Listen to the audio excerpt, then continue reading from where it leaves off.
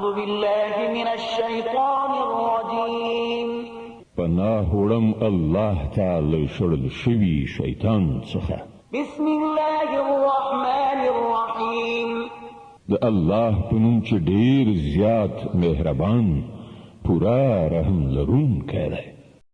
تلك الرسل فضلنا بعضهم على بعض منهم من كلم الله ورفع بعضهم درجات وآتينا عيسى ابن مريم البينات وأيدناه بروح القدس ولو شاء الله ما اقتتل الذين من بعدهم من بعد ما جاءتهم البينات ولكن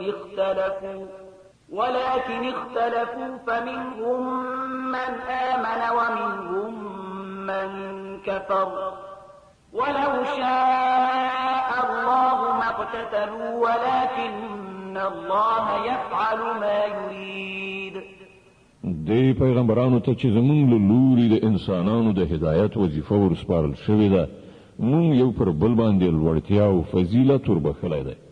له هغو څخه ځینې داسې وو چې خدای په خپلو ورسره خبرې کړي دي، چاته یې له نورو خواوو لوړې درجې ورکړي دي، او په پای کې عیسی بن مریم علیه السلام ته روښانه نښانې وربښلي او په سپېڅلي روح سره یې د هغه مرسته کړې ده.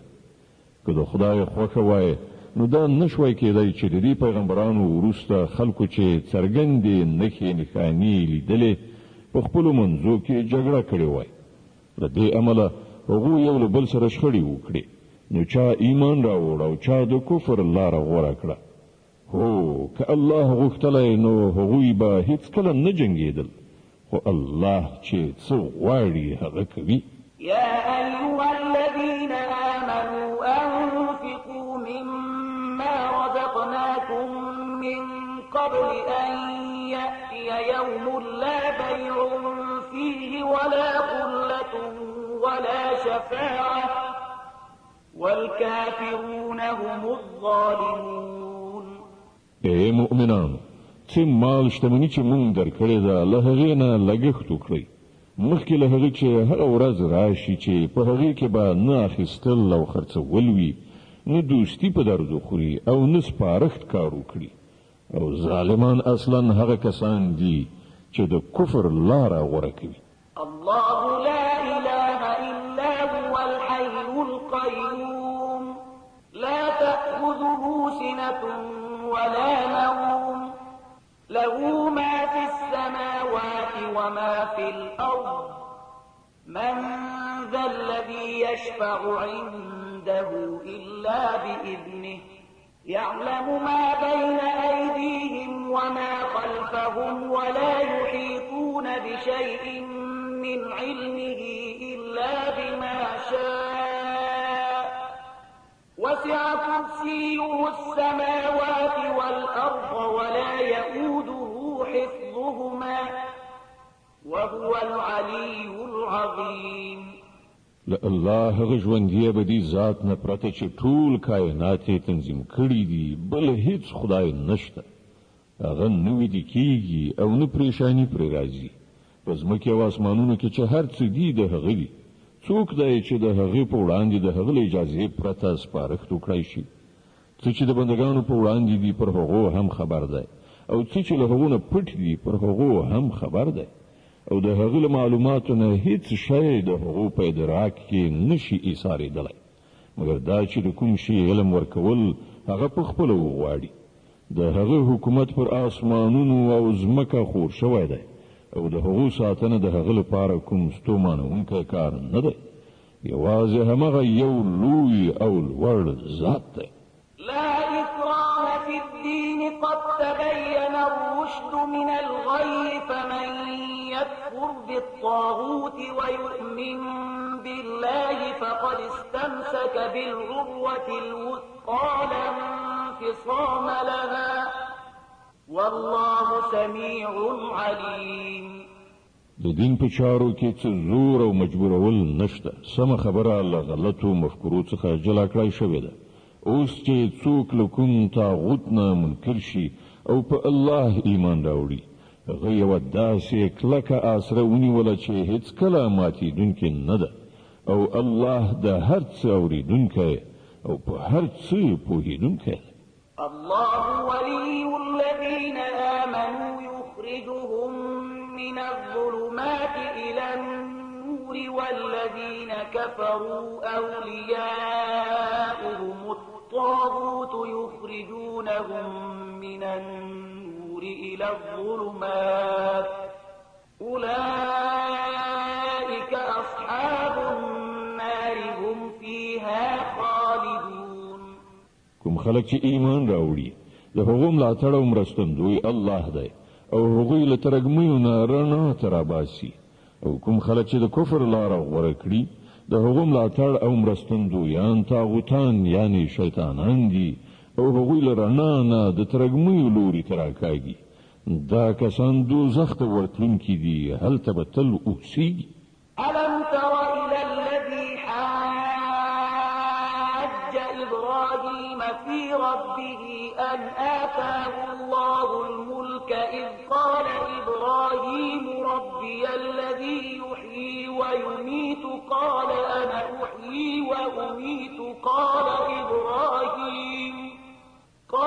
إبراهيم فإن الله يأتي بالشمس من المشرق فأت بها من المغرب فبهت الذي كفر والله لا يهدي القوم الظالمين. آیتا د هغه چا په حال غول نه دی کړی چې هغه له ابراهیم سره جګړه کړې وه. په دې خبره جګړه چې د ابراهیم رب څوک دی او له دې امله چې هغه ته الله حکومت ورکړی. کله چې ابراهیم علیه السلام وویل چې زما رب هغه ذات دی چې د ژوند او مرګ واکمن دی، نو هغه په ځواب کې وویل ژوند او مرګ زما په واک کې دی. ابراهیم علیه السلام وویل ښه الله لمر له ختیځ نه راخېژوي، ته هغه له لویدیځ نه راوخېژوه. د دې په اورېدلو د حق هغه منکر حق پک حیران پاتې شو، خو الله ظالمانو ته سمه لاره نه ښیي. أو كالذي مر على قرية وهي خاوية على عروشها قال أنى يحيي هذه الله بعد موتها فأماته الله 100 عام ثم بعثه قال كم لبثت قال لبثت يوما أو بعض يوم قال بل لبثت 100 عام فانظر إلى طعامك وشرابك لم يتسنه وانظر إلى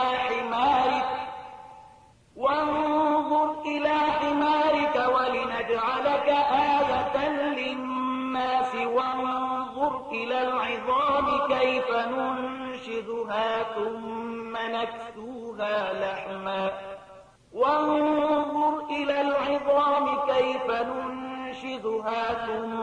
نكسوها لحما فلما تبين له قال أعلم أن الله على كل شيء قدير.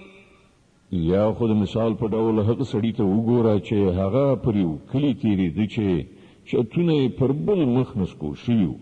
هغه وویل دا ودانۍ چې ورانې شوي دي دا به الله په څه شان بیا ژوندی کوي یعنې جوړوي. نو الله د هغه ساه واخیستله او هغه 100 کاله مړ پروت و.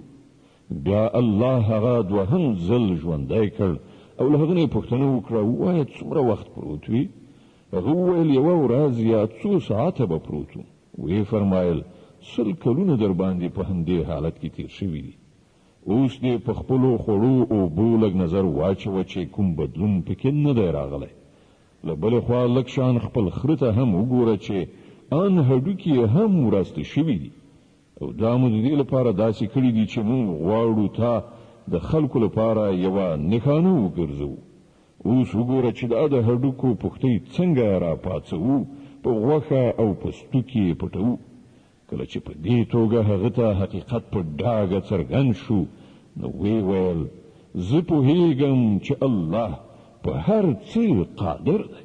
وإذ قال إبراهيم أرني كيف تحيي الموتى قال أولم تؤمن قال بلى ولكن ليطمئن قلبي قال فخذ أربعة من الطير فصرهن إليك قال فخذ أربعة من الطير فصرهن إليك ثم اجعل على كل جبل منهن جزءا ثم ادعهن يأتينك سعيا واعلم أن الله عزيز حكيم.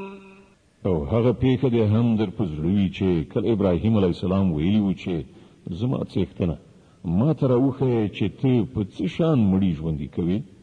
وی فرمایل آیا ستا پرې ایمان نشته؟ هغه عرض وکړ ایمان خو لرم خو د زړه ډاډي نه غواړم. وی فرمایل ښه نو 4 مرغۍ راواخله هغوی سره ټوټه ټوټه کړه په خپلو کې ګډې ځان ته مایلې کړه بیا د هغو یوه ټوټه پر بیلابیلو غرونو کېږده بیا هغو ته نارې کړه هغوی به تا ته په ځغستا راشي. په دې ښه پوه شه چې الله لوی واکمن او د حکمت څښتن دی.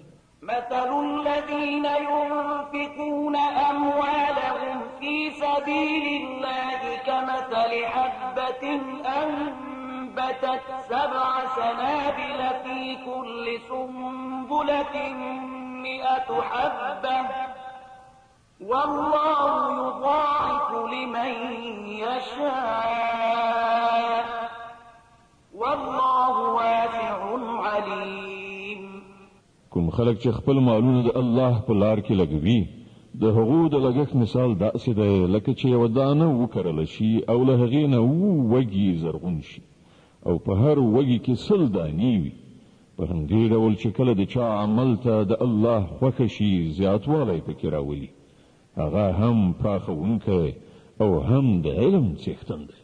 الذين ينفقون أموالهم في سبيل الله ثم لا يتبعون ما أنفقوا منا ولا أذى لهم أجرهم عند ربهم ولا خوف عليهم ولا هم يحزنون. قول معروف ومغفرة خير من صدقة يتبعها أذى والله غني حليم. کوم خلک چې خپل مالونه د الله په لار کې لګوي او له لګښت نه وروسته فاصلونه نه کوي نه آزار ورکوي د هغو ثواب د هغو د رب سره دی او پر هغو څه ویره ترها غم خفګان نشته. یوه خوږه خبره او له یوې ناوړې خبرې نه تېرېدل له هغه خیرات نه ډېر ښه دي چې ورپسې آزارول وي. الله بې اړي دی او زغم د هغه صفت دی. يا أيها الذين آمنوا لا تبطلوا صدقاتكم بالمن والأذى كالذي ينفق ماله رئاء الناس ولا يؤمن بالله واليوم الآخر فمثله كمثل صفوان عليه تراب فأصابه وابل فتركه صلدا لا يقدرون على شيء مما كسبوا والله لا يهدي القوم الكافرين. ای مؤمنان خپل خیراتونه په فاصلونه او آزار رسولو د هغه چا په څیر مخاوري کوي چې خپل مال محض خلکو ته د ښودلو لپاره لګوي او نه پر خدای ایمان وي او نه پر آخرت. د هغه لګښت مثال داسې دی لکه یوه ښویه تیږه چې دوړې پرې ناستې وي. کله چې باران پرې وورېږي ټوله دوړه ترې یوسي او تیږه همغسې ښویه سوتره پاتې شي. د خلکو چې په خپل ګمان سره د خیرات کومه نیکي ګټلې ده له هغې نه هیڅ شی د هغو لاس ته نه ورځي او کافرانو ته سمه لار ښودل د الله عادت نه دی.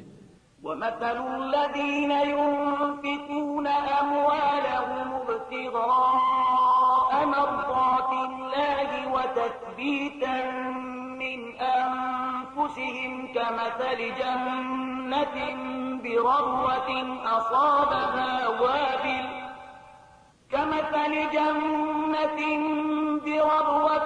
أصابها وابل فآتت أكلها ضعفين فإن لم يصبها وابل فطل والله بما تعملون بصير.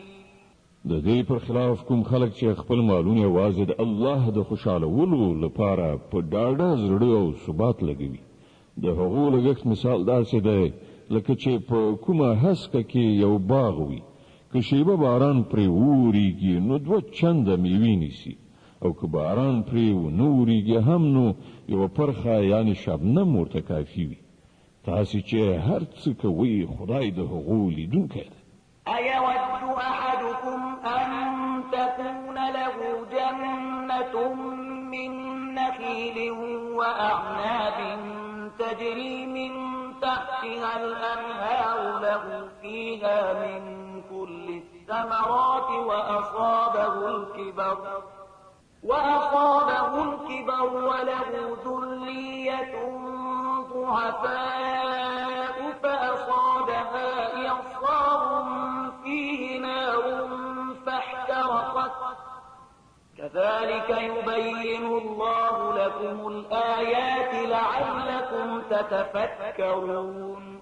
آیا تاسو نه یو څوک دا خوښوي چې د هغه یو ښېرازه تک شین باغ وي، په ویالو خړوبه له خرما انګورو او هر ډول میوونه ډک وي، او په داسې حال کې ناڅاپه د اور بړبړکۍ ورباندې پریوزي او وسوځي چې هغه په خپله بوډا او اولادونه ماشومان او د هیڅ کار نه وي. په دغه ډول الله تاسو ته خپل خبرې بیانوي، تاسو ته ښایي چې غور او فکر وکړئ. يا أيها الذين آمنوا أنفقوا من طيبات ما كسبتم ومما أخرجنا لكم من الأرض ولا تيمموا الخبيث منه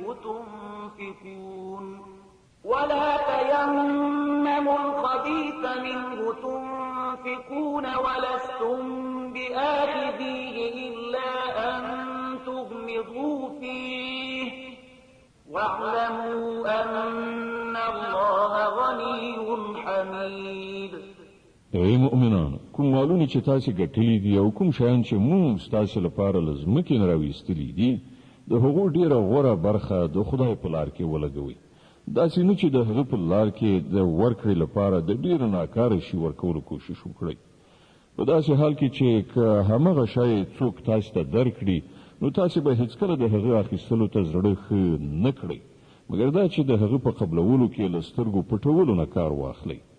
تاسو باید په دې پوه اوسئ چې الله بې نیازه دی او د ډیرو غوره ستاینو څښتن دی. الشيطان يعدكم الفقر ويأمركم بالفحشاء والله يعدكم مغفرة منه وفضلا والله واسع عليم. شیطان تاسو له بېوزلۍ نه ویروي او شرمناک چلن غوره کولو ته مو هڅوي، خو الله خپل بخشش او پیرزوینې ته تاسو هیلهمن کوي. الله د ډیر پراخ لاس خاوند او پوه دی. يؤتي الحكمة من يشاء ومن يؤت الحكمة فقد أوتي خيرا كثيرا وما يذكر إلا أولو الألباب. چاته چې خوښ شي حکمت ورکوي او چاته چې حکمت ورکړ شي هغه ته په حقیقت کې ستر دولت ورکړ شو. له دې خبرونو یوازې هغه کسان درس اخلي چې د پوهې خاوندان دي. وما أنفقتم من نفقة أو نذرتم من نذر فإن الله يعلمه وما للظالمين من أنصار. تاسو چې هر څه لګولي وي او هر څه چې مو نظر منلی وي الله پرې پوه دی. او د تیری کوونکو هیڅ مرستندوی نشته. إن تبدوا الصدقات فنعما هي وإن تخفوها وتؤتوها الفقراء فهو خير لكم ويكفر عنكم من سيئاتكم والله بما تعملون خبير. که خپل خیراتونه په ښکاره توګه ورکړئ نو دا هم ښه ده، او که په پټه یې اړو کسانو ته ورکړئ نو دا ستاسې لپاره ډیره غوره ده. ستاسې ډیر ګناهونه په دغه شان عمل سره له منځه ځي، او هر څه چې تاسې کړي وي الله ارومرو پرې خبره ده. ليس عليك هداهم ولكن الله يهدي من يشاء وما تنفقوا من خير فلأنفسكم وما تنفقون إلا ابتغاء وجه الله وما تنفقوا من خير يوفى إليكم وأنتم لا تظلمون. خلکو ته د هدایت نصیب کولو مسؤلیت پرته نشته، یوازې الله دی چې چاته خوښ شي هدایت ور په برخه کوي. او تاسو چې کوم مال په خیرات کې لګوي ښېګڼه همدا تاسو ته ده، او تاسو خو په همدې خاطر لګوي چې الله خوشاله کړي. نو کوم مال چې تاسو په خیرات کې ولګوي د هغه پوره او بشپړ ثواب به درکړای شي او هیڅ کله به ستاسو حق ونسوځي. للفقراء الذين أحصروا في سبيل الله لا يستطيعون ضربا في الأرض يحسبهم الجاهل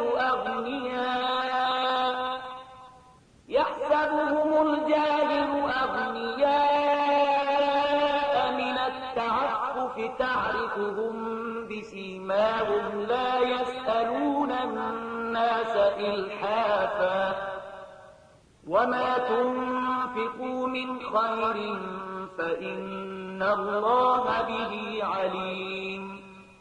لبل هر چانه زیات د مرستې وړ هغه بې وزلي دي چې د الله په کار کې داسې نښتې دي چې د خپلو شخصي ګټو وټو لپاره د ځمکې پر مخ هیڅ راز هلې ځلې نشي کولی. د هغو د استغنا په لیدلو بې خبره خلک ګمان کوي چې دوی شتمن دي. ته د هغو د څېرو په لیدلو د هغو په حال خبرېدای شي، خو هغوی داسې خلک نه دي چې چاته کلک ودرېږي او څه وغواړي. د هغو په لاسنیوي کې چې تاسې څه مال ولګوئ هغه به له الله نه پټ پاتې نشي.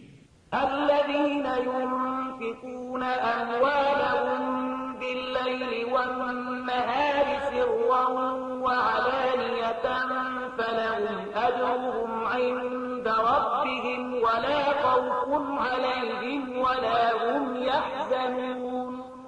کوم خلک چې خپل مالونه شپه او ورځ په ښکاره او په پټه لګوي د هغو ثواب د هغو له رب سره دی، او هغو ته هیڅ ویره او اندېښنه نشته.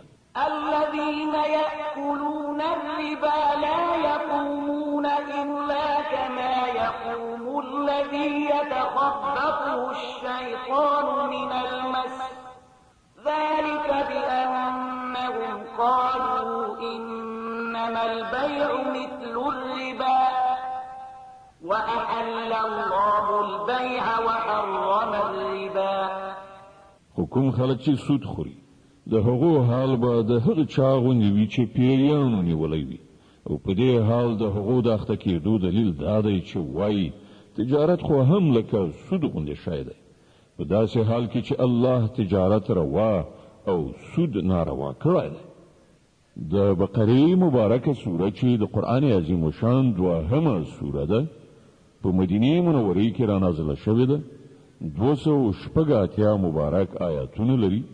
تلاوت او پښتو ترجمه یې له 215 آیت څخه اوري. فمن جاءه موعظة من ربه فانتهى فله ما سلف وأمره إلى الله ومن عاد فأولئك أصحاب النار هم فيها خالدون. نو چاته چې د هغه د رب له لوري دا نصیحت ورسېده او په راتلونکي کې د سود له خوړلو نه ډډه وکړه نو څه چې مخکې خوړلي هغه خو یې خوړلي دي د هغه معامله له خدای سره ده او څوک چې له دې حکم نه وروسته بیا هم همداسې کار کوي هغوی دوزخیان دي تل به پکې اوسېږي يمحق الله الربا ويربي الصدقات والله لا يحب كل كفار أثيم الله سود لمنځه وړي او خیراتونو ته وده او ښېرازي ورکوي او الله هیڅ ناشکره بد عمله انسان نه خوښوي إن الذين آمنوا وعملوا الصالحات وأقاموا الصلاة وآتوا الزكاة لهم أجرهم عند ربهم ولا خوف عليهم ولا هم يحزنون کوم کسان چې ایمان راوړي او غوره عملونه وکړي او زکات ورکړي د هغو ثواب بېشکه د هغو له رب سره دی او پر هغو څه ویره او کړاو نشته يا أيها الذين آمنوا اتقوا الله وذروا ما بقي من الربا إن كنتم مؤمنين ای مؤمنانو له خدای وویریږئ او ستاسې چې کوم سود پر خلکو پاتې دی هغه ور پرېږدئ که په رښتیا سره مو ایمان راوړی وي فإن لم تفعلوا فأذنوا بحرب من الله ورسوله وإن تبتم فلكم رؤوس أموالكم لا تظلمون ولا تظلمون خو که تاسې داسې ونه کړل نو خبر اوسئ چې د الله او د هغه د رسول له خوا ستاسې پر خلاف د جګړې اعلان دی که اوس هم توبه وباسئ او سود پرېږدئ نو تاسې د خپلې پانګې اخیستلو حقدار یاست نه تاسې ظلم کوئ او نه به پر تاسې ظلم وشي وإن كان ذو عسرة فنظرة إلى ميسرة وأن تصدقوا خير لكم إن كنتم تعلمون که ستاسې پوروړی تنګلاسی وي نو تر لاس چلیدو پورې مهلت ورکړئ او که خیرات ورکړئ نو دا ستاسې لپاره ډېره ښه ده که پوهېږئ واتقوا يوما ترجعون فيه إلى الله ثم توفى كل نفس ما كسبت وهم لا يظلمون د هغې ورځې له رسوایي او کړاو نه ځان وژغورئ چې د الله لوري ته ورستنېږي هلته به هر چاته د هغه د کړې نیکۍ یا بدۍ پوره بشپړه بدله ورکړی شي او پر هیچا به هیڅکله ظلم ونه شي يا أيها الذين آمنوا إذا تداينتم بدين إلى أجل مسمى فاكتبوه وليكتب بينكم كاتب بالعدل ولا يأب كاتب أن يكتب كما علمه الله فليكتب وليملل الذي عليه الحق وليتق الله ربه ولا يبخس منه شيئا فإن كان الذي عليه الحق سفيها أو ضعيفا أو لا يستطيع أن يمل هو فليملل وليه بالعدل واستشهدوا شهيدين من رجالكم فإن لم يكونا رجلين فرجل وامرأتان ممن ترضون من الشهداء أن تضل إحداهما فتذكر إحداهما الأخرى ولا يأبى الشهداء إذا ما دعوا ولا تسأموا أن تكتبوه صغيرا أو كبيرا إلى أجله ذلكم أقسط عند الله وأقوم للشهادة وأدنى ألا ترتابوا إلا أن تكون تجارة حاضرة تديرونها بينكم فليس عليكم جناح ألا تكتبوها وأشهدوا إذا تبايعتم ولا يضار كاتب ولا شهيد وإن تفعلوا فإنه فسوق بكم واتقوا الله ويعلمكم الله والله بكل شيء عليم. اے مؤمنان، کله چې د کومې ټاکلې نیټې لپاره تاسو په خپل منځو کې د پور د راکړې ورکړې معامله کوي، نو هغه ولیکئ. د دواړو خواو ترمنځ دی یو څوک چې هغه ته الله د لیکلو اهلیت ورکړی وي په انصاف سره سند ولیکي. هغه دې له لیکلو نه انکار نه کوي. لیکنه او املا دې هغه څوک وکړي چې حق ورباندې دی، یعنی پور اخیستونکی، او هغه دې له الله خپل رب نه وویریږي چې څه معامله شوي وي په هغې کې دې کمای زیاتی نه کوي. خو که پور اخیستونکی په خپله ناپوه یا کمزوری وي یا املا نشي کولای، نو د هغه ولی دې په انصاف سره املا وکړي.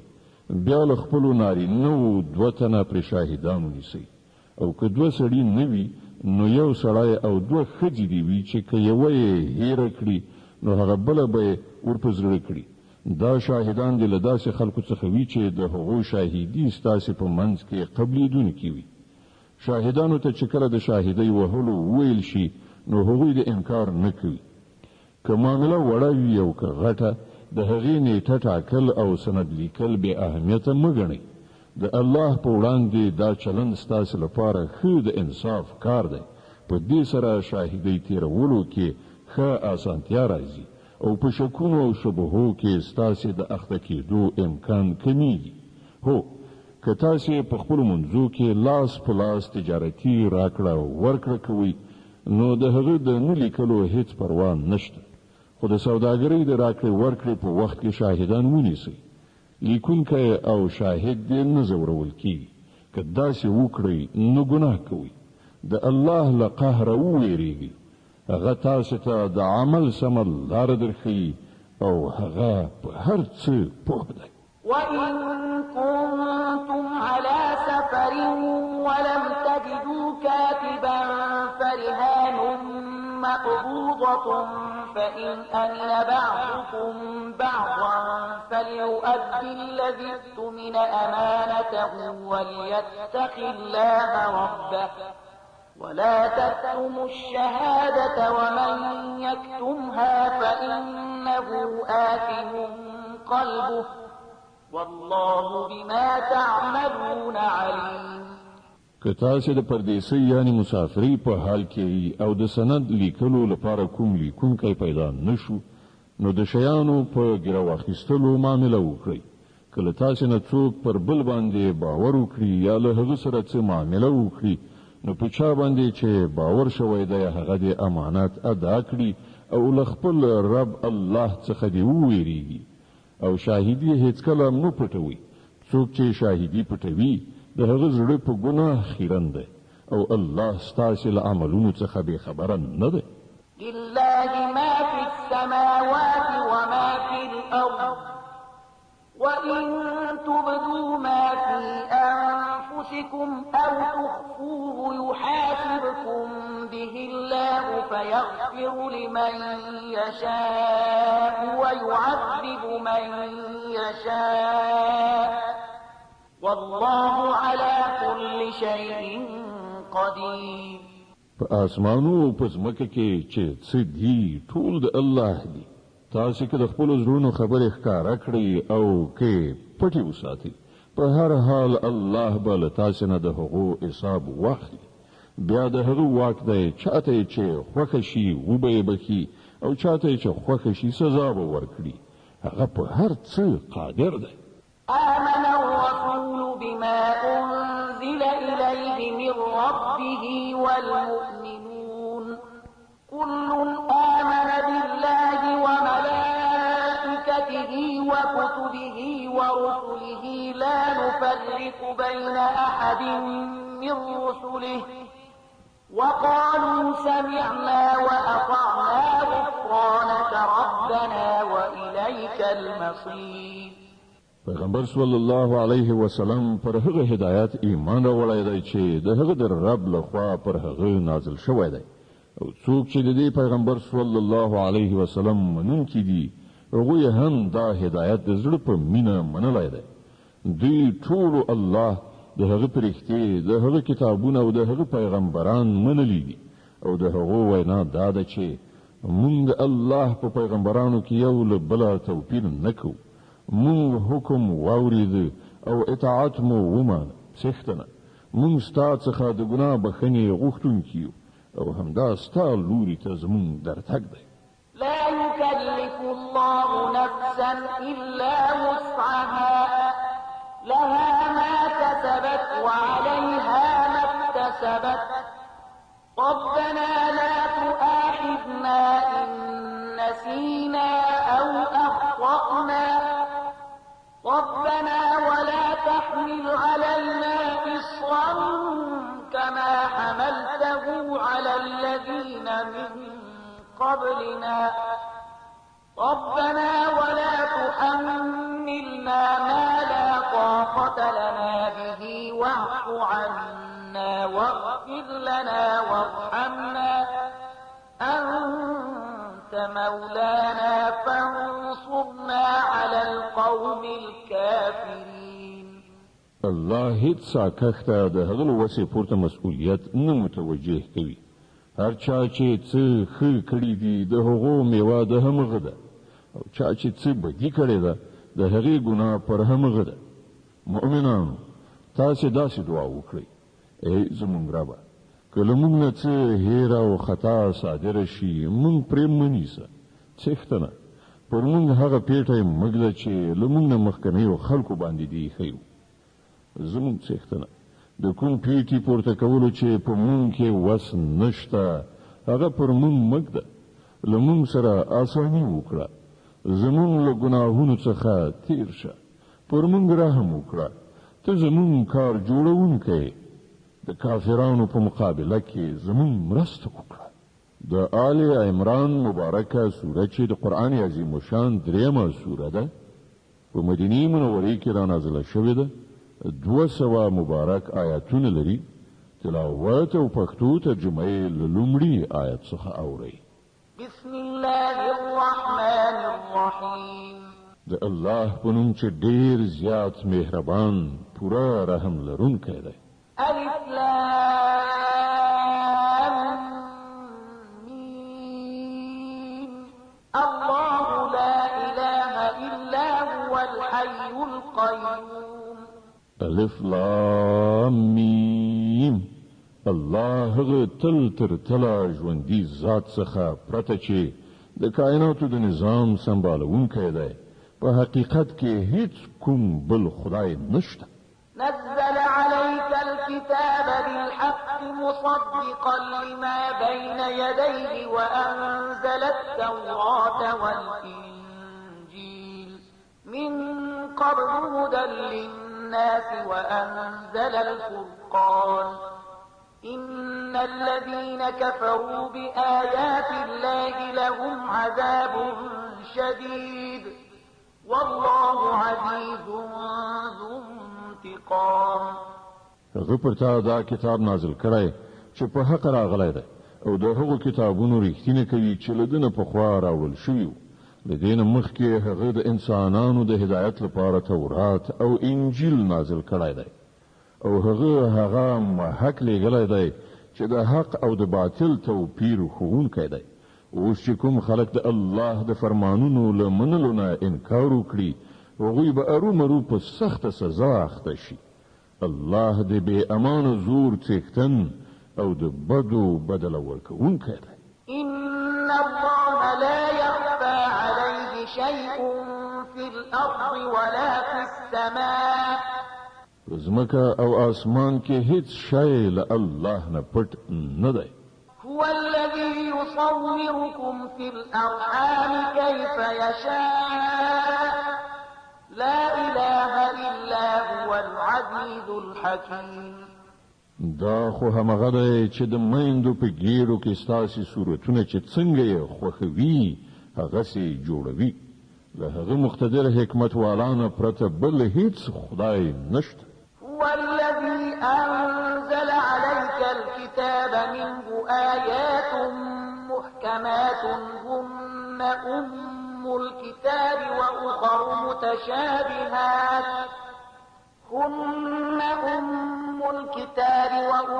متشابهات فأما الذين في قلوبهم زيغ فيتبعون ما تشابه منه ابتغاء الفتنة وابتغاء تأويله وما يعلم تأويله إلا الله والراسخون في العلم يقولون آمنا به كل من عند ربنا وما يذكر إلا أولو الألباب. ماغه خدای دی چې دا کتاب پر تا نازل کړی دی. په دې کتاب کې دوه ډوله آیاتونه دي. یو محکمات چې د کتاب اصلي بنسټ دی او بل متشابهات. د کوم خلکو په زړونو کې چې کوږوالی دی هغوی د فتنې راوړلو لپاره تل په همدې متشابهاتو پسې ګرځي او هغو ته د معنا برابرولو هڅه کوي په داسې حال کې چې د هغو په حقیقي معنا له الله نه پرته بل هیڅ څوک نه پوهیږي. د دې پر خلاف کوم خلک چې پاخه عالمان دي هغوی وایي چې موږ پر هغو ټولو ایمان لرو دا ټول زموږ د رب له لوري دي او رښتیا دا ده چې له یو شي څخه صحیح درس صرف د پوهې خاوندان اخلي. ربنا لا تزغ قلوبنا بعد إذ هديتنا وهب لنا من لدنك رحمة إنك أنت الوهاب. ویل الله نه دا دعا کوي چې پروردګار کله چې تا مونږ پر سم لاره خوځولیو نو بیا مو هیڅ کله زړونه مکه کوه. مونږ ته د خپل پیرزوینې له زیرمې نه رحمت را په برخه کړه چې همدا ته حقیقي لورونکی. ربنا إنك جامع الناس ليوم لا ريب فيه إن الله لا يخلف الميعاد. پروردګار ته ارومرو یو ورځ د ټولو خلکو غونډونکی چې د هغې پر راتګ کې هیڅ شک نشته. ته هیڅ کله د خپل وعدې نه اوښتونکی نه یې. إن الذين كفروا لن تغني عنهم أموالهم ولا أولادهم من الله شيئا وأولئك هم وقود النار. کوم خلکو چې د کفر چلند غوره کړی دی هغو ته به د الله په مقابله کې نه د هغو مال څه په درد خوري نه اولاد.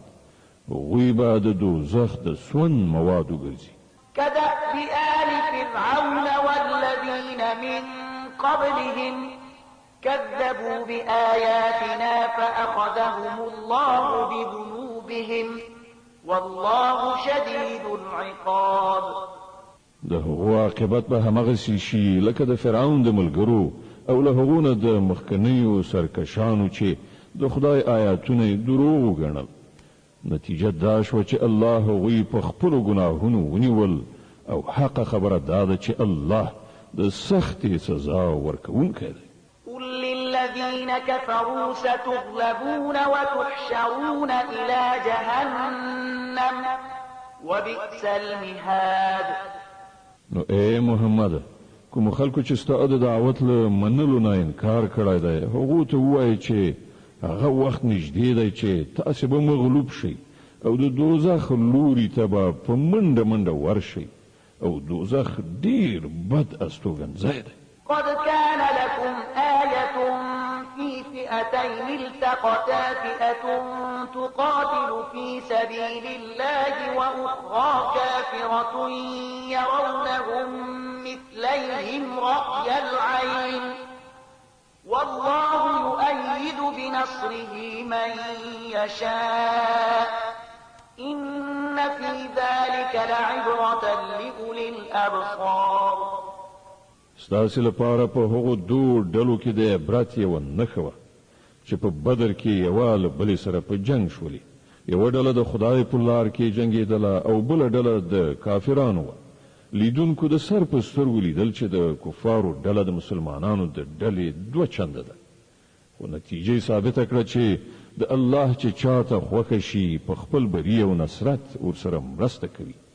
د بصیرت خاوندانو لپاره په دې کې ستر درس پروت دی. زين للناس حب الشهوات من النساء والبنين والقناطير المقنطرة من الذهب والفضة والخيل المسومة والأنعام والحرث ذلك متاع الحياة الدنيا والله عنده حسن المآب.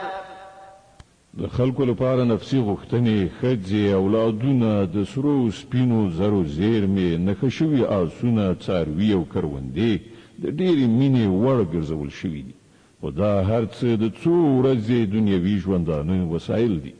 په حقیقت کې چې کوم ډېر ښه استوګنځی دی هغه له الله سره دی. قل أنبئكم بخير من ذلكم للذين اتقوا عند ربهم جنات تجري من تحتها الأنهار خالدين فيها وأزواج مطهرة ورضوان من الله والله بصير بالعباد. ووایا زه د روښه یم چې له دې نه ډېر ښه شی څه دی؟ د هغو خلکو لپاره چې د پرهیزګارۍ چلند غوره کړي د هغو له رب سره باغونه دي چې تر هغو لاندې به ویالې بهیږي. هلته به د تل لپاره اوسېدونکي وي، سپېڅلې مېرمنې به یې ملګرې وي او د الله د رضا په ګټلو به سر لوړي وي. الله د خپلو بندګانو کړه وړه په ښه شان ویني. الذين يقولون ربنا إننا آمنا فاغفر لنا ذنوبنا وقنا عذاب النار. دا هغه خلک دي چې وایي پروردګار مونږ ایمان راوړی زمونږ له ګناهونو څخه راتیر شه او مونږ د دوزخ له اوره وژغوره. الصابرين والصادقين والقانتين والمنفقين والمستغفرين بالأسحار. دا خلق صابران دي، ریښتونی دي، امر منونکي او مال خندونکي دي او د شپې په وروستیو شیبو کې له الله نه د بخښنې دعاګانې غواړي. شهد الله أنه لا إله إلا هو والملائكة وأولو العلم قائما بالقسط لا إله إلا هو العزيز الحكيم.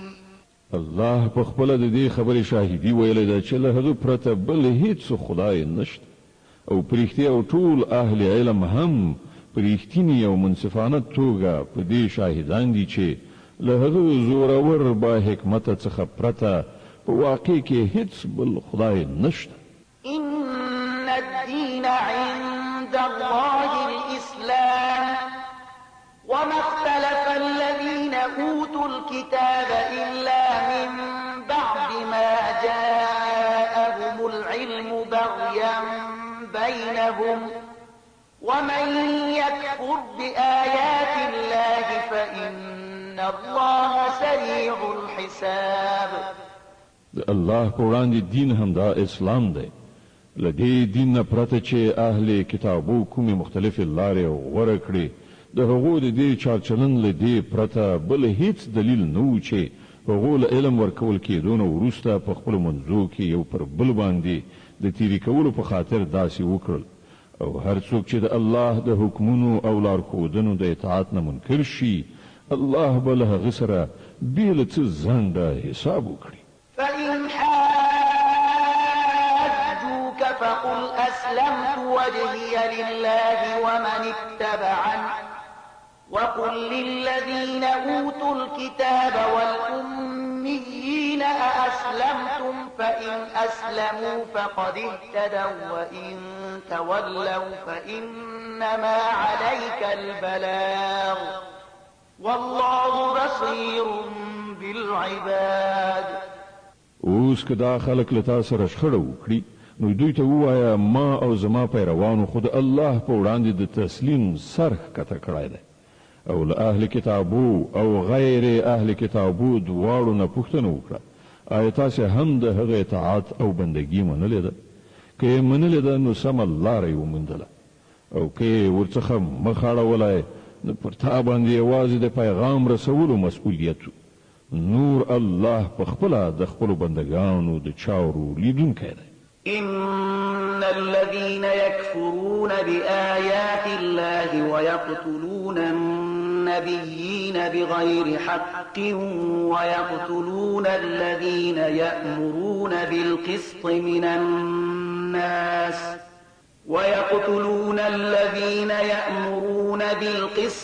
الناس فبشرهم بعذاب أليم کوم خلک چې د الله د حکمونو او لارښودنو له منلو نه انکار کوي او د هغه پیغمبران په ناحقه وژني او د داسې خلکو په وژلو پسې ګرځي چې د عدل او ریښتینولۍ د حکم کولو لپاره راپورته کیږي هغو ته د دردناک عذاب زیری ورکړه أولئك الذين حبطت أعمالهم في الدنيا والآخرة وما لهم من ناصرين دا هغه خلک دي چې عملونه په دنیا او آخرت دواړو کې ضایع شول او د هغو هیڅوک مرستندوی نشته ألم تر إلى الذين أوتوا نصيبا من الكتاب يدعون إلى كتاب الله ليحكم بينهم ثم يتولى فريق منهم وهم معرضون تا ندی کتلی کوم خلکو ته چې د کتاب د علم یو څه برخه ورکړی شوی د هغو څه حال دی هغوی چې کله د خدای د کتاب لوري ته بلل کیږي تر څو د هغو په منځ کې فیصله وکړي نو د هغو یوه ډله ورڅخه په ډډه کیږي او دې فیصلې ته له راتلو څخه ګرځي ذلك بأنهم قالوا لن تمسنا النار إلا أياما معدودات وغرهم في دينهم ما كانوا يفترون د هغو دا ډول چلن له دې امله دی چې وایي د دوزخ اور به پر مونږ له سره ونه لګي او که د دوزخ عذاب مونږ ته راکړل شي هم صرف څو ورځې به وي د هغو مصنوعي عقیدو هغوی د خپل دین په باب په لویو غلطو انګیرنو کې غورځولي دي فكيف إذا جمعناهم ليوم لا ريب فيه ووفيت كل نفس ما كسبت وهم لا يظلمون خو پر هغو به څه راشي چې کله مونږ هغوی په هغه ورځ راغونډ کړو چې د هغې راتګ یقیني دی په هغه ورځ به هر چاته د خپلو کړو پوره بشپړه بدله ورکړی شي او پر هیڅ چا به ظلم ونه شي قل اللهم مالك الملك تؤتي الملك من تشاء وتنزع الملك ممن تشاء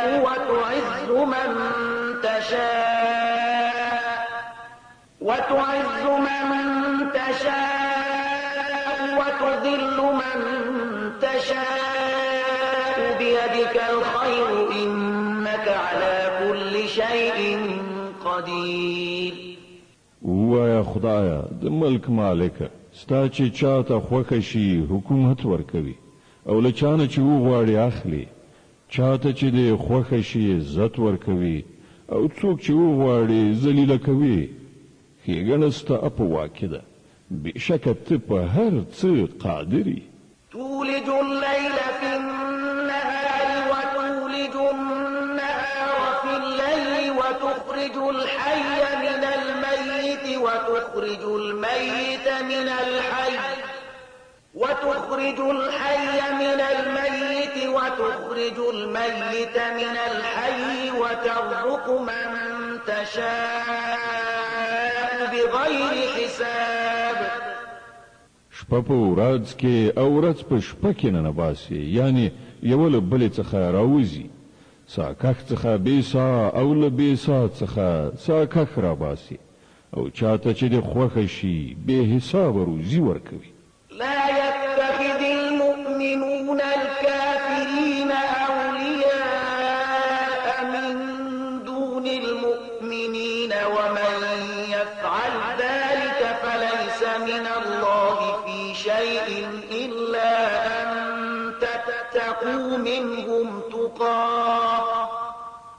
ويحذركم الله نفسه وإلى الله المصير. مؤمنان د هیڅ کله داسې نه کوي چې مؤمنان پرېږدي او له کافرانو سره ملګرتیا او دوستي وکړي. څوک چې داسې چلند وکړي د هغه له الله سره هیڅ اړیکه نشته.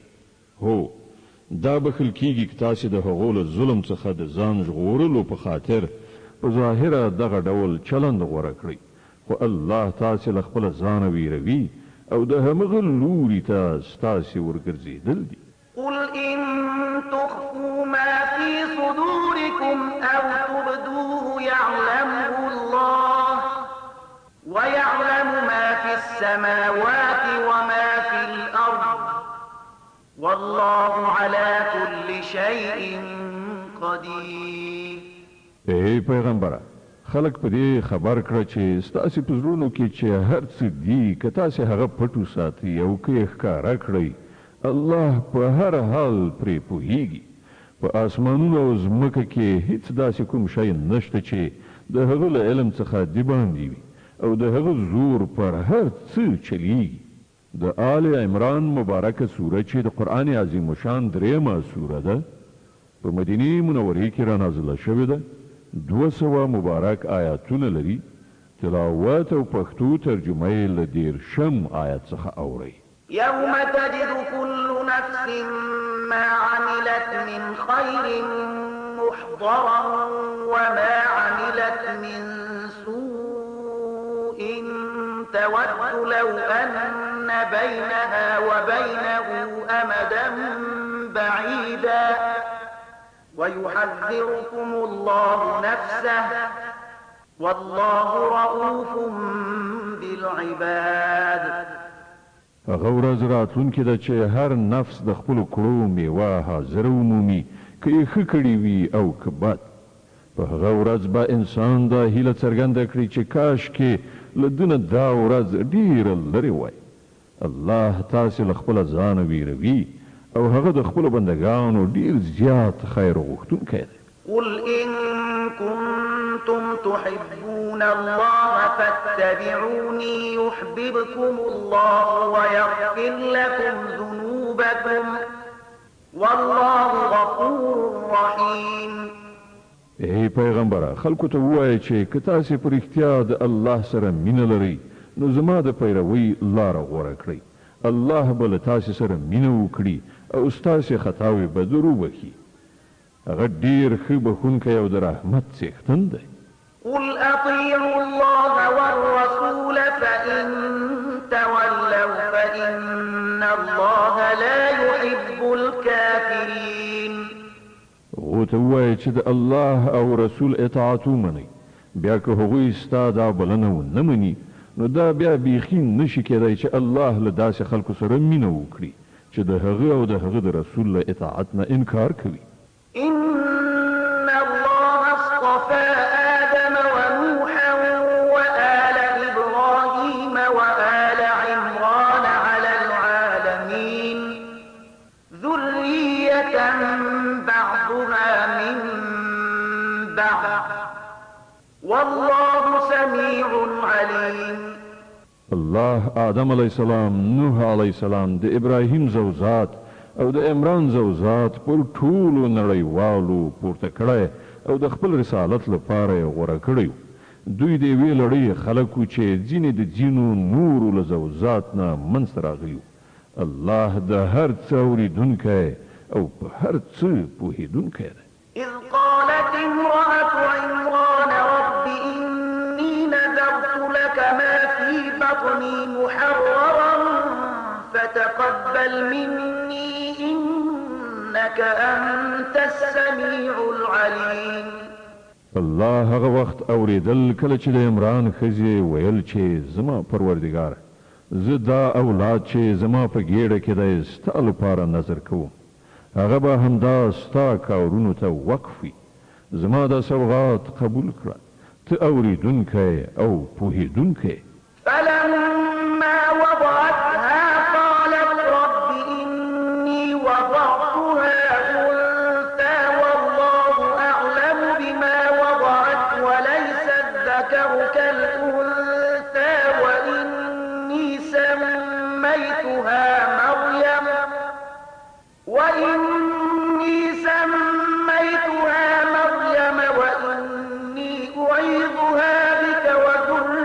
ذريتها من الشيطان الرجيم. بیا چې کله هغه ماشوم وزیږاو نو هغې وویل پروردګاره زما خو لور زیږېدلې ده په داسې حال کې چې څه چې هغې زیږولي وو الله ورباندې پوره خبر و او هلک د نجلۍ غوندې نه وي هر څه چې دا ما د هغې نوم مریم ایښی دی او زه هغې او د هغې راتلونکي زوجات ته د رټل شوي شیطان له شر څخه ستا پناه غواړم. فتقبلها ربها بقبول حسن وأنبتها نباتا حسنا وكفلها زكريا كلما دخل عليها زكريا المحراب وجد عندها رزقا قال يا مريم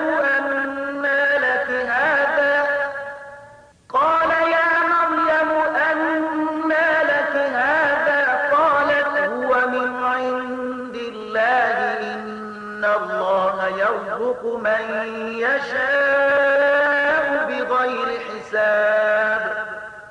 په پای کې د هغې رب هغه نجلۍ په خوښۍ سره قبوله کړه هغه یې ډېره ښه نجلۍ وروزله او ذکریا یې د هغې پالونکی وګرځاو.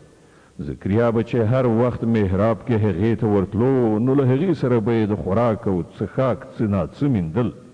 پوښتنه به یې کوله مریم دا تا ته له کومه راځي؟ هغې به ځواب ورکاو د الله له لورې راغلي دي د الله چې چاته خوښه شي بې حسابه یې ورکوي. هنالك دعا زكريا ربه قال رب هب لي من لدنك ذرية طيبة إنك سميع الدعاء. د دې حال په لیدلو ذکریا خپل خدای ته دعا وکړه پروردګاره په خپل قدرت ماته ښه اولاد په برخه کړه همدا ته دعا اورېدونکی. فنادته الملائكة وهو قائم يصلي في المحراب أن الله يبشرك بيحيى مصدقا بكلمة من الله وسيدا وحصورا ونبيا من الصالحين. په جواب کې پرښتو ورته غږ وکړ او هغه په دې وخت کې په څیلخانه کې په لمانځه ولاړو چې الله تا ته د یحیی زیری درکوي. هغه به د الله له لورې دی او فرمان د رښتینوونکي په توګه راشي. په هغه کې به د سردارۍ او لویۍ نښه وي. پر خپل نفس به په ټوله معنا حاکم وي. په پیغمبرۍ به سرلوړی وي او په ښو کسانو کې به وشمېرلی شي. قال رب أنا يكون لي غلام وقد بلغني الكبر وامرأتي عاقر قال كذلك الله يفعل ما يشاء. ذکریا وویل زما روزونکي او پالونکي زما به زوی له کومه شي؟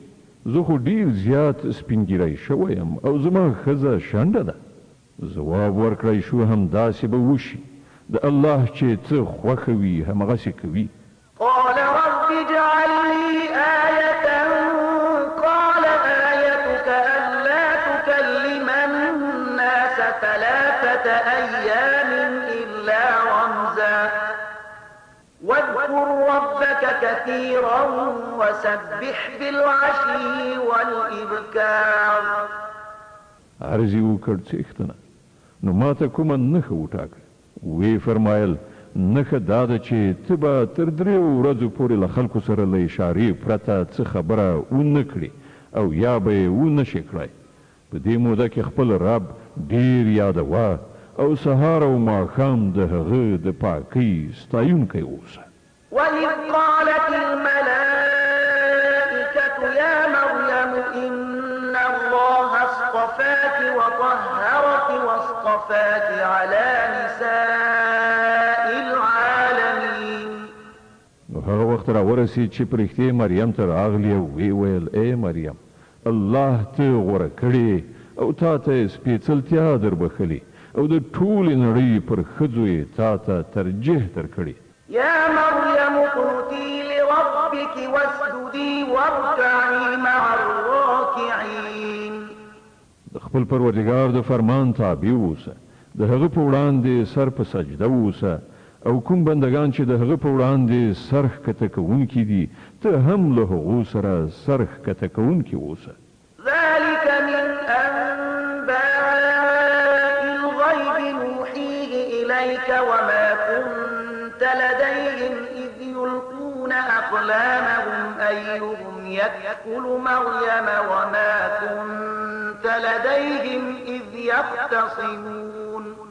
اے محمد، دا پټ خبرونه دي چې مونږ تا ته د وحی په وسیله وایو، که نه ته خو په هغه وخت کې هلته نه وې چې د هیکل خدمتګارانو د دې فیصلې په خاطر خپل قلمونه غورځول چې د مریم سرپرست به څوک کیږي، او نه ته په هغه وخت کې موجود وې چې د هغو پرې جګړه وه.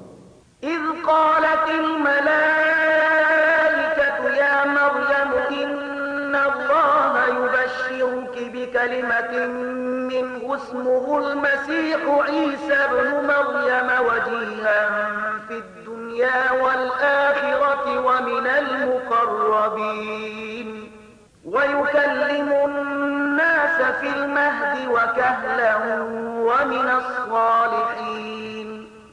او کله چې پرېښتو وویل اے مریم، الله تا ته د خپل یو فرمان زیری درکوي، د هغه نوم به مسیح عیسی بن مریم وي، په دنیا او په آخرت کې به د عزت څښتن وي، د الله په نږدې بندگانو کې به شمیرل کیږي، خلکو سره به په زانګو کې هم خبرې وکړي او په زړښت کې به یې هم وکړي، هغه به یو ښه سړی وي. قالت رب أنى يكون لي ولد ولم يمسسني بشر قال كذلك الله يخلق ما يشاء إذا قضى أمرا فإنما يقول له كن فيكون. مریم چې دا واوریدل وی ویل پروردګاره، زما زوی له کومه شي، ما ته خو چا لاس قدر هم نه راوړی. ځواب ورکړ شو همداسې به وشي، الله چې چاته اراده وکړي پیدا کوي، هغه چې کله د کوم کار کولو فیصله وکړي نو صرف دومره وایي چې وشه او هغه کیږي. ويعلمه الكتاب والحكمة والتوراة والإنجيل ورسولا إلى بني إسرائيل أني قد جئتكم بآية من ربكم أني أخلق لكم من الطين كهيئة الطير فأنفخ فيه فيكون طيرا بإذن الله وأبرئ الأكمه والأبرص وأحيي الموتى بإذن الله وأنبئكم بما تأكلون وما تدخرون في بيوتكم إن في ذلك لآية لكم إن كنتم مؤمنين. پرښتو د خپل وینا په لړ کې ورپسې وویل او الله به هغه ته کتاب او حکمت وښیي، د تورات او انجیل علم به ور زده کړي، او بني اسرائیلو ته به یې د خپل پیغمبر په توګه وټاکي. او کله چې هغه د پیغمبر په توګه بني اسرائیلو ته ورغی نو وی ویل زه ستاسې د رب لخوا له نښانې سره تاسې ته راغلی یم، زه ستاسې په مخ کې له خټې نه د مرغۍ د شکل یوه مجسمه جوړوم او په هغې کې پوکی کوم، هغه د الله په امر الوتونکی جوړیږي، زه د الله په امر مورزادي ړوند او پیس روغوم او مړي ژوندي کوم، زه تاسې ته ښیم چې تاسې څه خورئ او څه په خپلو کورونو کې زیرمه کوئ، په دې کې تاسې ته پوره نښانه ده که تاسې ایمان راوړونکي یاست. ومصدقا لما بين يدي من التوراة ولأحل لكم بعض الذي حرم عليكم وجئتكم بآية من ربكم فاتقوا الله وأطيعون. او زه د هغې ښوونې او هدایت رښتینونکی راغلی یم چې له تورات نه اوس زما په زمانه کې موجود دی، او د دې لپاره راغلی یم چې تاسې ته ځینې هغه شیان حلال کړم چې پر تاسې حرام کړی شوي دي. ګورئ زه ستاسې د روزونکي پالونکي له لوري تاسې ته له نښانې سره راغلی یم، نو له هغه نه وویرېږئ او زما اطاعت وکړئ. إن الله ربي وربكم فاعبدوه هذا صراط مستقيم.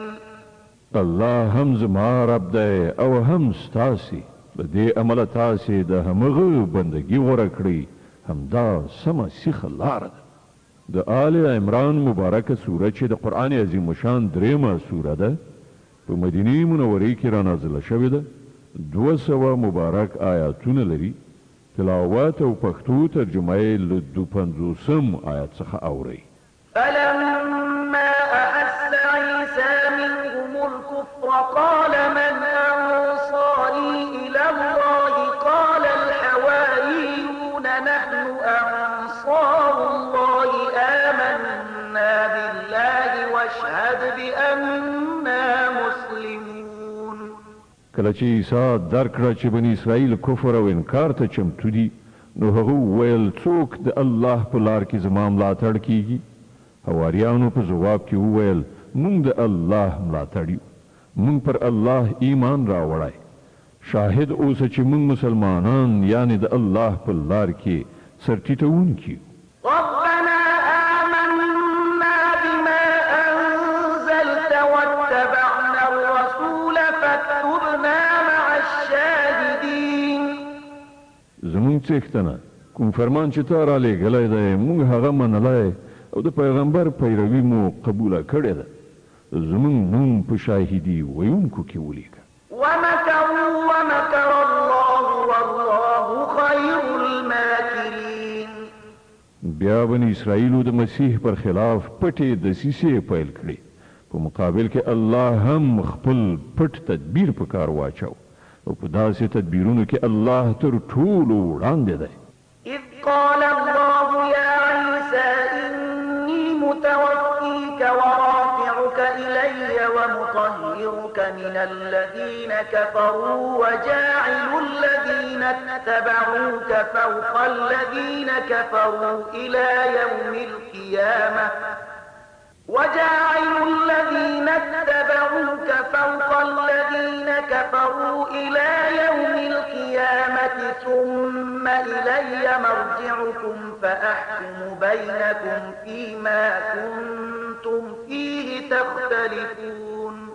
هغه خو د همدې الله په تدبیرو چې کله یې وویل چې ای عیسی زه اوس تا بیرته راولم او تا به خپل لوري ته راپورته کړم، او چا چې ته نه یې منلی له هغو نه یعنې د هغو له څنګ نه او د هغو په ناولي چاپېریال کې له هغو سره له هستوګنې نه به تا پاک کړم، او ستا پیروان به تر قیامته پر هغو خلکو برلاسي کړم چې ته نه یې منلی. بیا په پای کې ستاسې ټولو راتګ ماته دی، په هغه وخت کې به زه د هغو خبرو فیصله وکړم چې په هغو کې ستاسې ترمنځ شخړه شوې ده.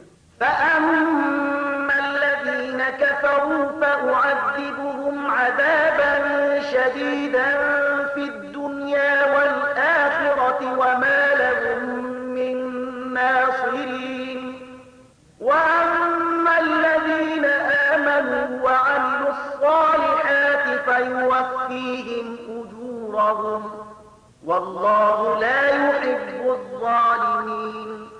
کوم خلکو چې د کفر او انکار چلند غوره کړی دی هغو ته به په دنیا او آخرت دواړو کې سخته سزا ورکړو، او هغوی به کوم رستندوی ونه مومي، او کوم کسانو چې د ایمان او نیکیو چلند غوره کړی دی هغو ته به د هغو ثوابونه پوره بشپړ ورکړی شي، او ښه وپوهیږئ چې الله ظالمان هیڅکله نه خوښوي. ذلك نتلوه عليك من الآيات والذكر الحكيم. دا له نښانو او حکمت نه ډکې یادونې دي چې مونږ یې تا ته اورو. إن مثل عيسى عند الله كمثل آدم خلقه من تراب ثم قال له كن فيكون. د الله په وړاندې د عیسی مثال د آدم غوندې دی چې الله هغه له خاورې نه پیدا کړ او امر یې ورته وکړ چې شه نو هغه وشو.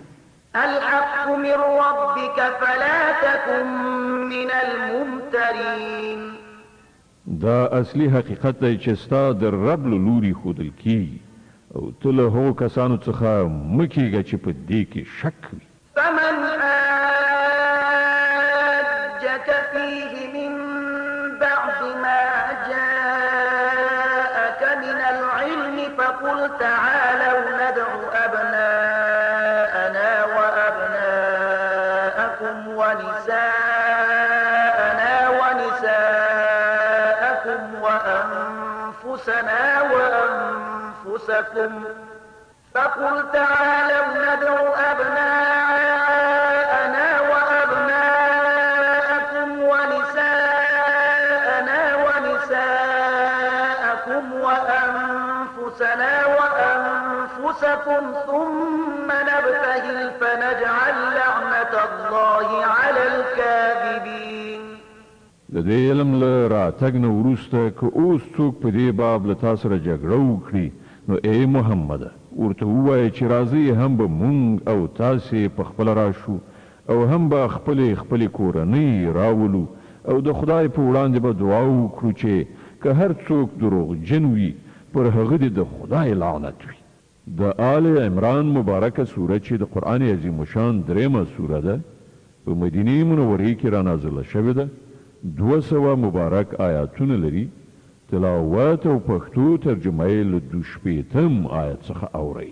إن هذا لهو القصص الحق وما من إله إلا الله وإن الله لهو العزيز الحكيم فإن تولوا فإن الله عليم بالمفسدين. دا بیخي صحیح واقعیتونه دي او حقیقت دا دی چې له الله نه پرته هیڅ بل خدای نشته او هغه د همدې الله ذات دی چې د هغه زور پر ټولو بار او د هغه حکمت د کائناتو په نظام کې کاریګر دی. نو که دوی په دې شرط له مقابلې نه مخ واړوي نو دا به په ډاګه شي چې هغوی مفسدان دي او الله د فساد خورونکو په حال ښه خبر دی. قل يا أهل الكتاب تعالوا إلى كلمة سواء بيننا وبينكم ألا نعبد إلا الله ولا نشرك به شيئا ولا يتخذ بعضنا بعضا أربابا من دون الله فإن تولوا فقولوا اشهدوا بأننا مسلمون. وای اهل کتابو یوې داسې خبرې ته راشي چې زمونږ او ستاسې دواړو ترمنځ یو شان ده، دا چې مونږ له الله نه پرته د هیڅ چا بندګي ونه کړو، له هغه سره هیڅ څوک شریک ونه ګڼو او له مونږ نه د هیڅ څوک له الله نه پرته هیڅ یو په ربوبیت ونه نیسي. که هغوی د دې بلنې له منلو نه مخ واړوي نو په ډاګه ورته ووایه چې شاهدان اوسئ مونږ خو مسلمانان یعنی یوازې د خدای بندگی کوونکي او اطاعت کوونکي. يا أهل الكتاب لم تحاجون في إبراهيم وما أنزلت التوراة والإنجيل إلا من بعده أفلا تعقلون. اے اهل کتابو تاسې د ابراهیم علیه السلام په باب ولې له مونږ سره شخړه کوئ؟ تورات او انجیل خو له ابراهیم علیه السلام نه وروسته نازل شوي دي، نو تاسې په دومره خبره هم نه پوهیږئ؟ ها أنتم هؤلاء حاججتم فيما لكم به علم فلم تحاجون فيما ليس لكم به علم والله يعلم وأنتم لا تعلمون. تاسې چې د کومو شیانو علم لرئ په هغو کې خو بحثونه کوئ، په هغو چارو کې ولې څېړنه کوئ چې له تاسې سره د هغو په باب هیڅ معلومات هم نشته. الله پوهیږي تاسې نه پوهیږئ؟ ما كان إبراهيم يهوديا ولا نصرانيا ولكن كان حنيفا مسلما وما كان من المشركين. ابراهیم علیه السلام نه يهودي و نه نصراني، بلکې هغه خو یو لوري ته مخ اړوونکی مسلمانو او هغه هیڅ کله له مشرکانو څخه نه. إن أولى الناس بإبراهيم للذين اتبعوه وهذا النبي والذين آمنوا والله ولي المؤمنين. څوک چې تر ټولو زیات د دې حقدار دي چې ابراهیم علیه السلام ته منسوب شي هغه خلک دي چې د هغه پیروي وکړه او اوس دا پیغمبر او د منونکي د دې منسوبېدو زیات حقدار دي. الله یوازې د همغو کسانو ملاتړ او مرستندوی دی چې ایمان یې راوړی وي. ود طائفة من أهل الكتاب لو يضلونكم وما يضلون إلا أنفسهم وما يشعرون. اے مؤمنانو، له اهل کتابونو یوه ډله غواړي چې په څه چل تاسې له سمې لارې نه واړوي، په داسې حال کې چې په حقیقت کې هغوی له ځانه پرته هیڅوک په ګمراهۍ کې نه غورځوي، خو له هغو سره د دې شعور نشته. يا أهل الكتاب لم تكفرون بآيات الله وأنتم تشهدون. اے اهل کتابو، ولې د الله له آیتونو نه منکریږئ په داسې حال کې چې تاسې په خپله وینئ؟ يا أهل الكتاب لم تلبسون الحق بالباطل وتكتمون الحق وأنتم تعلمون. اے اهل کتابو، ولې حق ته د باطل رنګ ورکوئ او سره ګډوئ؟ ولې له پوهې او ادراک سره سره حق پټوئ؟ وقال طائفة من أهل الكتاب آمنوا بالذي أنزل على الذين آمنوا وجه النهار واكفروا آخره لعلهم يرجعون. له اهل کتابونو یوه ډله وایي چې د دې پیغمبر پر منونکو چې څه نازل شوي دي پر هغه سهار ایمان راوړئ او ماښام ورڅخه انکار وکړي، ښایي په دې دسیسه دا خلک له خپل ایمان نه واوړي. ولا تؤمنوا إلا لمن تبع دينكم قل إن الهدى هدى الله أن يؤتى أحد مثل ما أوتيتم أو يحاجوكم عند ربكم قل إن الفضل بيد الله يؤتيه من يشاء والله واسع عليم. دغه راز دا خلک په خپلو کې سره وایي چې د هیڅ چا خبره مه منئ چې ستاسې پر دین نه وي. ای پیغمبره، دوی ته ووایه چې اصلا خو هدایت د الله هدایت دی او دا د هغه ورکړه ده چې یو چاته همغه څه ورکړی شي چې یو وخت تاسې ته درکړی شوي وو، یا دا چې نورو ته ستاسې د پروردګار حضور ته د وړاندې کېدو لپاره ستاسې پر خلاف قوي دلیل په لاس ورشي. ای پیغمبره، دوی ته ووایه چې فضل او لورونه د الله په واک کې ده، چاته یې چې خوښه شي ورکوي، هغه د پراخ نظر څښتن دی او په هر څه پوهیږي. يختص برحمته من يشاء والله ذو الفضل العظيم.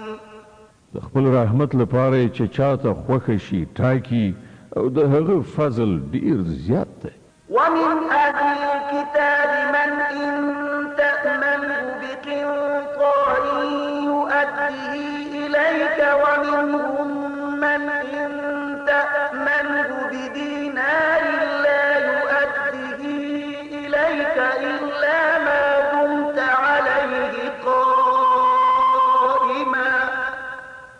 ذلك بأنهم قالوا ليس علينا في الأميين سبيل ويقولون على الله الكذب وهم يعلمون. له اهل کتابونو څوک داسې دي چې کته پر هغه باندې د ډاډ لمخې په پندونو مال او شتمنۍ ورکړي نو هغه به ستا مال تا ته بیرته درکړي او څوک پکې داسې دي چې کته ور باندې دی وی اشرفي اعتبار هم وکړي بیرته به در نکړي مګر دا چې د هغه په سر ودرېږي د هغو د دې اخلاقی حالت سبب دا دی چې هغوی وایي د بېسوادو یعنی غیر یهودي خلکو په باب پر مونږه څه مؤاخذه نشته او دا خبره هغوی بیخي په دروغجنه وینا د الله لوري ته منسوبوي په داسې حال کې چې هغو ته څرګنده ده چې الله داسې نه دي ویلي ښه نو ولې به له هغو نه پوښتنه ونه شي بلى من أوفى بعهده واتقى فإن الله يحب المتقين. هر څوک چې خپل تعهد پوره کړي او له بدو چارو په ډډه شي هغه به الله ته ګران وي ځکه چې پرهیزګاران د الله خوښیږي. إن الذين يشترون بعهد الله وأيمانهم ثمنا قليلا أولئك لا خلاق لهم في الآخرة ولا يكلمهم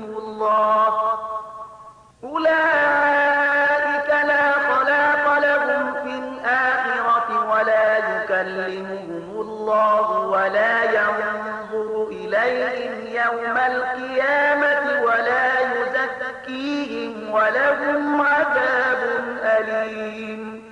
پاتې شول هغه خلک چې د الله تړون او خپل قسمونه په لږ بیه پلوري د هغو لپاره په آخرت کې هیڅ برخه نشته. الله به د قیامت په ورځ نه له هغو سره خبرې وکړي نه به د هغو لوري ته وګوري او نه به هغوی سپېڅلي کړي بلکې د هغو لپاره خو دردناک عذاب دی. صدق الله العظیم. الله ستر رښتیا ویونکی دی.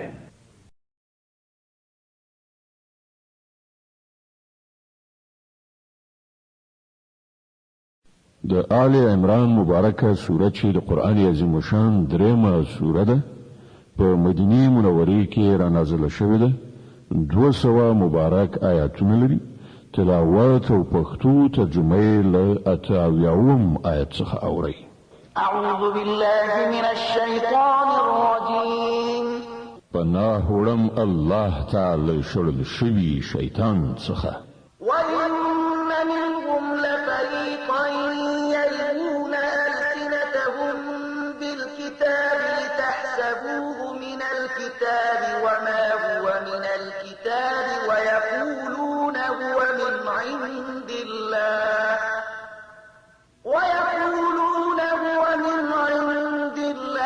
وَمَا هُوَ مِنْ عِندِ اللَّهِ وَيَقُولُونَ عَلَى اللَّهِ الْكَذِبَ وَهُمْ يَعْلَمُونَ. په دوی کې ځینې خلک داسې دي چې د کتاب په لوستلو ژبې داسې اړوي را اړوي چې تاسې به وایي څه چې لولي هغه د کتاب عبارت دی په داسې حال کې چې هغه د کتاب عبارت نه وي هغوی وایي دا څه چې موږ لولو دا د خدای لخوا دي په داسې حال کې چې هغه د خدای لخوا نه وي هغوی له پوهې او ادراک سره سره د دروغو وینا د خدای لوري ته منسوبوي. ما كان لبشر أن يؤتيه الله الكتاب والحكم والنبوة ثم يقول للناس كونوا عبادا لي من دون الله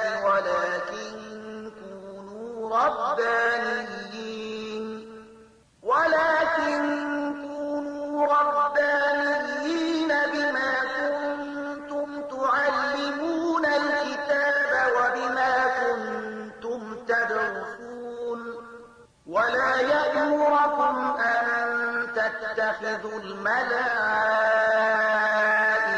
والنبيين أربابا أيأمركم بالكفر بعد إذ أنتم مسلمون.